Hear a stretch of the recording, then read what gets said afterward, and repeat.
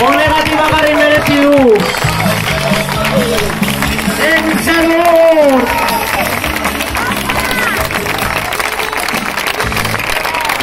Urtigarria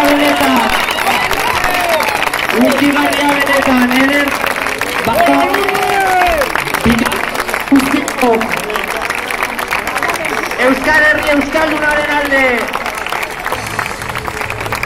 Venga guztio, aurrera, malkoak begietan eta indarra honetan, bagoaz! Aku aldakata!